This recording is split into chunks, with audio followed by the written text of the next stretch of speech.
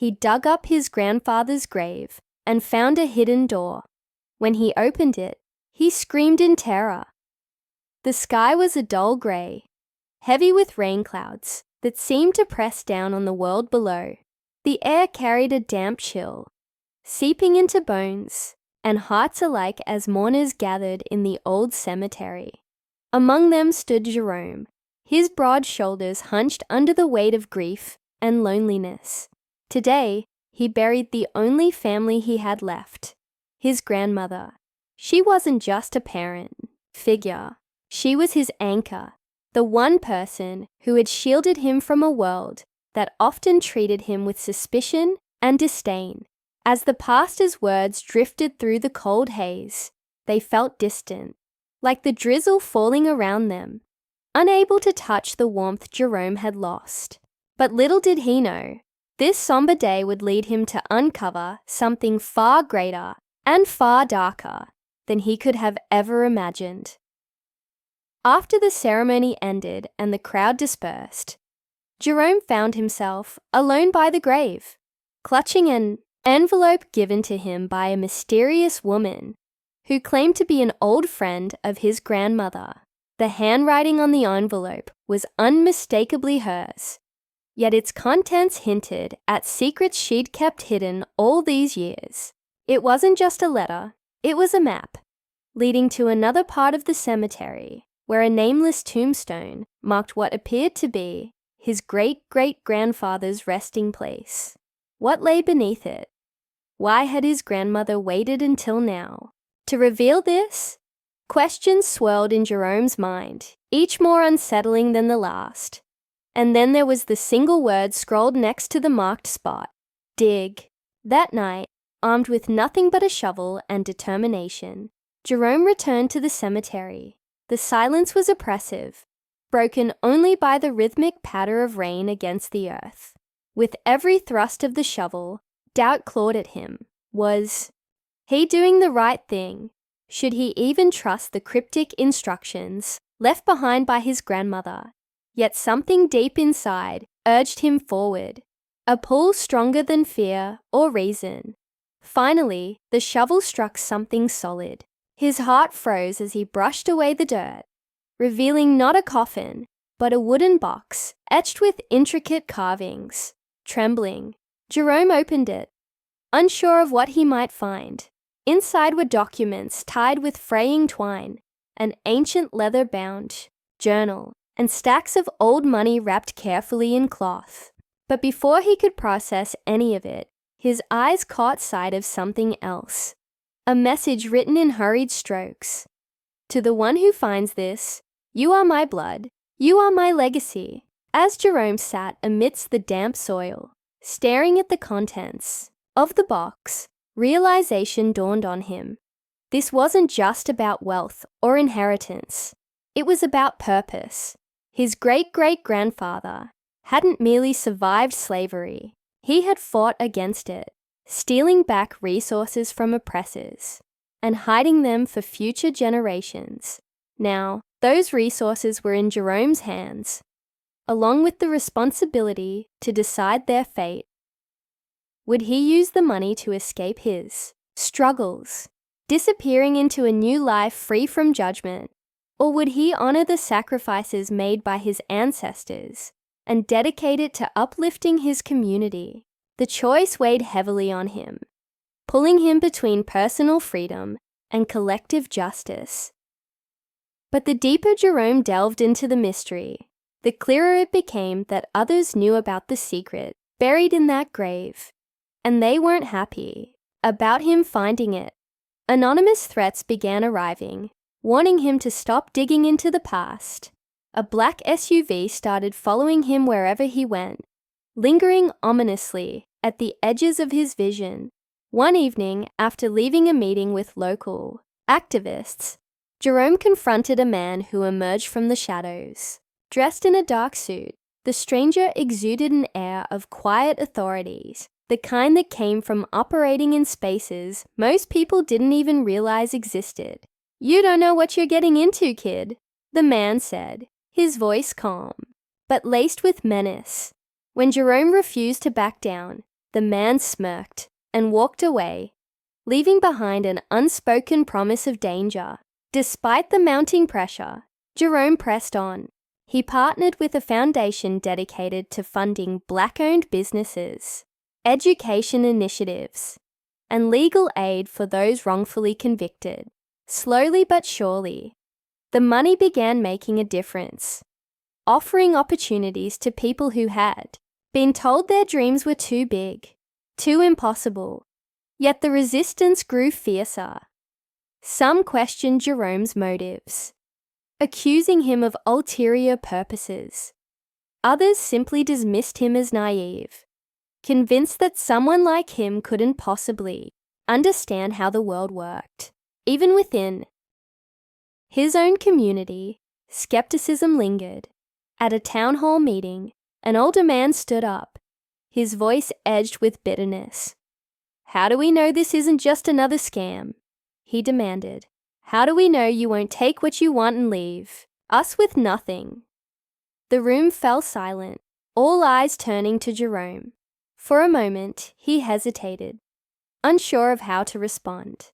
Then he took a deep breath and said, "I can't ask you to trust me, but I can show you. I'm not here to take anything. I'm here to build something with you."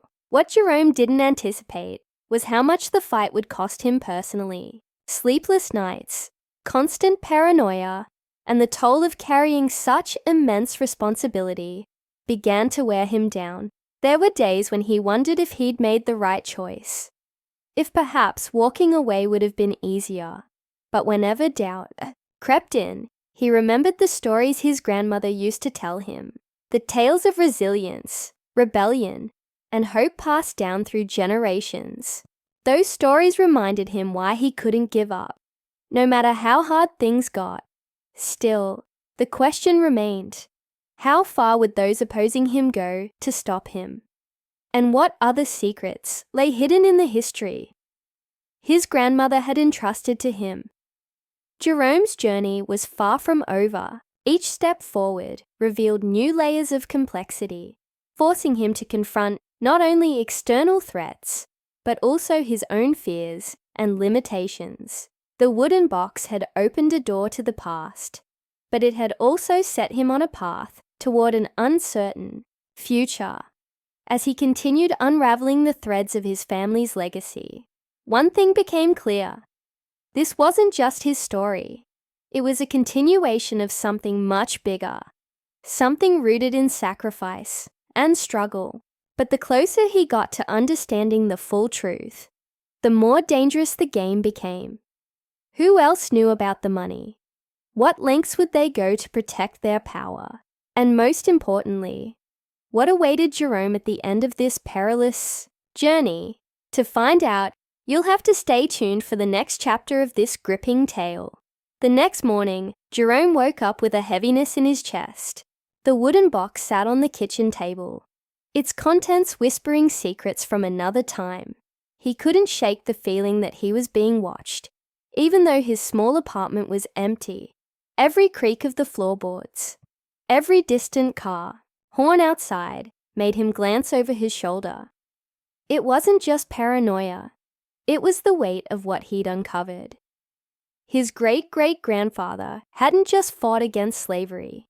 He had stolen back resources from oppressors and hidden them for future generations. Now, those resources were in Jerome's hands, along with the responsibility to decide their fate. As the days passed, Jerome began piecing together more about his family's history. He spent hours poring over the journal, reading entries written by his ancestor, a man who had risked everything to protect not only his own freedom, but also the futures of others. Each page revealed acts of defiance, moments of fear, and ultimately, hope. But it wasn't just the journal that captivated him. It was the ledger detailing transactions, names, and dates. These weren't just numbers. They were lives. Lives, bought, sold, and discarded like property. Jerome felt anger rising within him, but beneath that anger was something else. determination. This wasn't just his legacy, it was a call to action. Jerome knew he couldn't do this alone. He reached out to Mr. Carter again, seeking guidance. Sitting in the dimly lit office of the bookstore, surrounded by shelves stacked high with books on history and activism, Jerome laid out his plan. "I want to use this money to make real change," he said, his voice steady, despite the storm brewing inside him. "But I need help figuring out how to do it without getting shut down, or worse." Mr. Carter nodded thoughtfully, his weathered face betraying years of experience navigating systems designed to keep people like them powerless. "You're stepping into dangerous territory, son," he warned. "People don't give up power easily, but if you're serious about honoring your ancestors, then we'll find a way." With Mr. Carter's support, Jerome connected with organizations dedicated to uplifting Black communities. There was a foundation focused on funding education initiatives, another working to provide legal aid to those wrongfully convicted, and yet another supporting Black-owned businesses. Each meeting filled Jerome with a mix of excitement and dread. On one hand, he saw the potential for meaningful impact. Scholarships for kids who dreamed of becoming doctors, grants for entrepreneurs trying to break into industries that had long excluded them. On the other hand, he couldn't ignore the whispers of skepticism following him wherever he went. Some questioned where the money came from, assuming it had to be illegal. Others dismissed him outright, convinced someone like him couldn't possibly understand how to wield such power responsibly. The threats escalated quickly. Anonymous letters arrived at his doorstep, warning him to stop digging into the past. A black SUV started tailing him, lingering ominously at the edges of his vision. One night, after leaving a community meeting, Jerome confronted a man who emerged from the shadows. Dressed in a dark suit, the stranger exuded an air of quiet authority, the kind that came from operating in spaces most people didn't even realize existed. "You don't know what you're getting into, kid," the man said, his voice calm, but laced with menace. When Jerome refused to back down, the man smirked and walked away, leaving behind an unspoken promise of danger. Despite the mounting pressure, Jerome pressed on. He partnered with the foundation, channeling funds towards scholarships, business grants, and legal aid programs. Slowly but surely, the money began making a difference, offering opportunities to people who had been told their dreams were too big, too impossible. Yet the resistance grew fiercer. Some accused him of ulterior motives, while others simply dismissed him as naive. At a town hall meeting, an older man stood up, his voice edged with bitterness. "How do we know this isn't just another scam?" he demanded. "How do we know you won't take what you want and leave us with nothing?" The room fell silent, all eyes turning to Jerome. For a moment, he hesitated, unsure of how to respond. Then he took a deep breath and said, "I can't ask you to trust me, but I can show you. I'm not here to take anything. I'm here to build something with you." What Jerome didn't anticipate was how much the fight would cost him personally. Sleepless nights, constant paranoia, and the toll of carrying such immense responsibility began to wear him down. There were days when he wondered if he'd made the right choice, if perhaps walking away would have been easier. But whenever doubt crept in, he remembered the stories his grandmother used to tell him. The tales of resilience, rebellion, and hope passed down through generations. Those stories reminded him why he couldn't give up, no matter how hard things got. Meanwhile, Jerome continued unraveling the threads of his family's legacy. The journal hinted at more than just stolen money. It spoke of land that had been taken, rights denied, and dreams deferred but never abandoned. With the help of lawyers and historians, Jerome began filing claims, pushing for reparations, not only for his family, but for others whose histories had been buried under layers of injustice.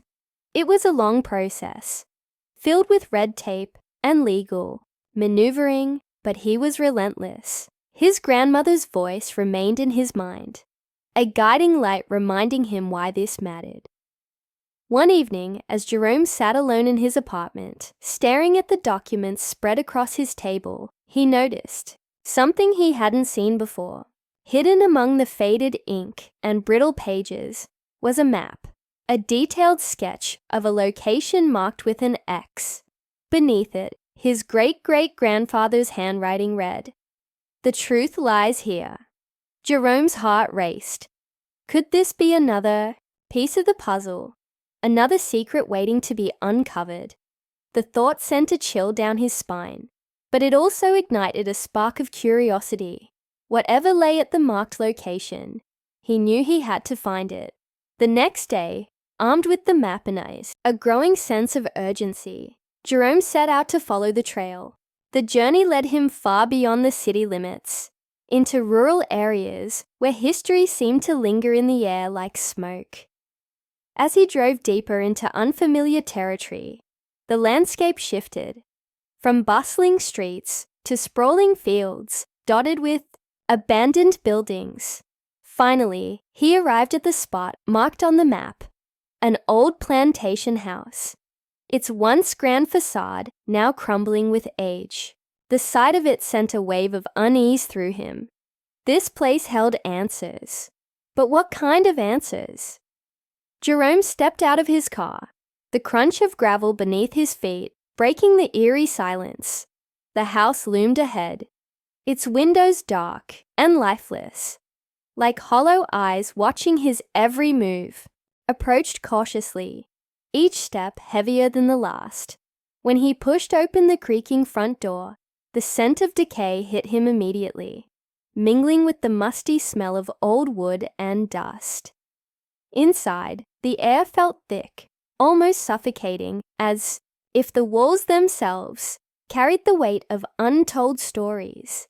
He moved through the rooms, searching for clues, until he stumbled upon a hidden compartment behind a rotting bookshelf. Inside was a small locked chest. His hands trembled as he pried it open, revealing a stack of photographs, letters, and a single key. The images depicted faces he didn't recognize, men, women, and children standing together, their expressions defiant yet hopeful. Among them was a familiar figure, his great-great-grandfather. But there was something else, a letter addressed to the one who finds this. Jerome's breath caught in his throat as he unfolded it, his eyes scanning the words scrawled in urgent strokes. "The fight is not over," it read. "What you seek is buried beneath the oak tree near the riverbank. Trust no one. They will try to stop you." Jerome's pulse quickened. Whoever had written this knew more than just the location of whatever was buried. They knew the dangers lurking in the shadows. And now, so did Jerome. As he left the house, clutching the key and the letter, he couldn't shake the feeling that he was being followed. Shadows moved at the edge of his vision. Faint sounds echoed in the distance. Someone, or something, was watching him. Jerome tightened his grip on the items in his hand, his resolve hardening. Whatever awaited him at the riverbank, he was ready to face it. Because this wasn't just about uncovering the truth anymore. It was about finishing what his ancestors had started. Jerome's journey to the old plantation house was fraught with tension, every step heavier than the last. The map in his hand felt like both a lifeline and a noose, pulling him closer to answers, but also deeper into danger. As he approached the towering oak tree near the riverbank, marked clearly on the map, his heart raced.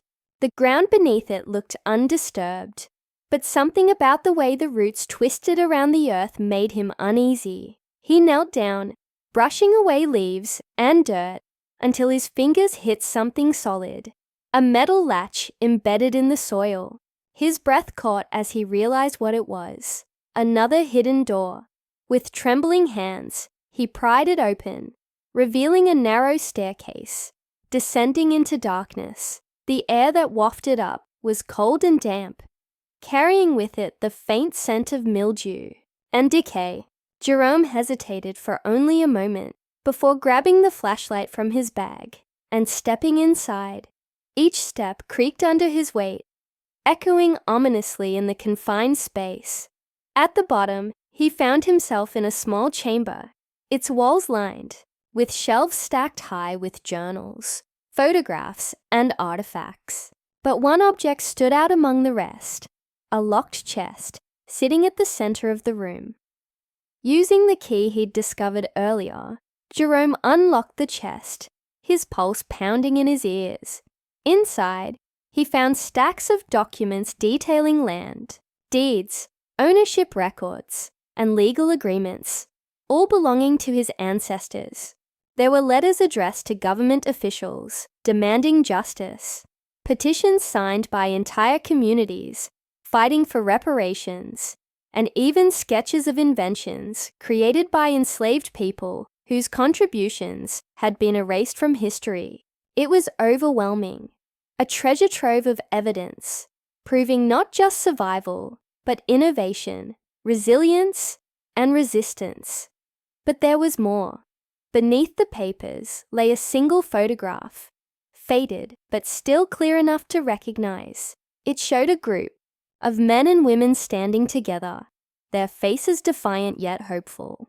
Among them was his great-great-grandfather, holding a young boy who bore an uncanny resemblance to Jerome himself.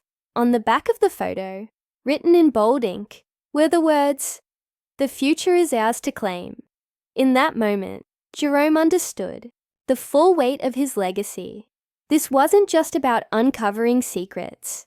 It was about reclaiming what had been stolen and ensuring it would never be forgotten again. As Jerome gathered the materials, preparing to bring them to light, he heard a sound above, a soft shuffle, followed by the unmistakable click of a gun being cocked. Panic surged through him as he turned toward the stairs, where a figure now blocked his exit. It was the man in the dark suit, the same one who had warned him weeks ago. Only this time, he wasn't alone. Two others flanked him, their expressions unreadable, but menacing. "You shouldn't have come here," the man said, his voice low and steady. "Some things are better left buried." Jerome's mind raced. He could feel the weight of the documents. In his arms, the stories of his ancestors pressing against him, urging him to stand firm. "No," he replied, surprising even himself with the strength in his voice. "These aren't yours to bury. They're mine, ours, and I won't let you take them." For a moment, no one moved. Then, unexpectedly, the man lowered his gun slightly, exchanging a glance with his companions. "You don't understand what you're dealing with," he said, almost regretfully. "This isn't just about your family. These records expose truths that some powerful people don't want known. If you go public, they'll destroy you and anyone who stands with you." Jerome tightened his grip on the documents. "Then let them try. My ancestors didn't fight for me to back down now." The standoff lasted only seconds, but it felt like hours. Finally, the man stepped aside, motioning for Jerome to leave. "Don't say I didn't warn you," he muttered, as Jerome brushed past him, clutching the chest tightly. Back in the safety of his apartment, Jerome pored over the contents of the chest once more, piecing together a plan. With Mr. Carter's help, he reached out to journalists, historians, and activists, sharing the evidence while protecting the identities of those involved. Slowly but surely, the truth began to surface, not just about his family, but about countless others whose histories had been silenced. Lawsuits were filed, reparations demanded, and conversations sparked across the nation. Years later, Jerome stood in front of a crowd gathered at a newly established museum dedicated to preserving the untold stories of Black resilience and innovation. Among the exhibits was a replica of the wooden box he had unearthed, along with replicas of the documents and artifacts he had risked everything to protect. As he gazed out at the sea of faces, young and old, diverse yet united, he felt a profound sense of peace. This wasn't the end of the fight, but it was a beginning. In the audience, a little girl tugged at her mother's sleeve, pointing excitedly at the display. "Mommy, look! That's our story!" Her voice rang out, pure and full of wonder. Jerome smiled, knowing that his ancestors' sacrifices had not been in vain. Their legacy lived on, not as a relic of the past, but as a beacon for the future. As the applause filled the room, Jerome thought of his grandmother, of her laughter and wisdom, of the trust she had placed in him. He had honored her wishes, carried forward the dreams of those who came before him, and paved the way for generations to come. And though the road ahead would still be challenging, he knew one thing for certain: the fight for justice was far from over, but neither was the hope that fueled it.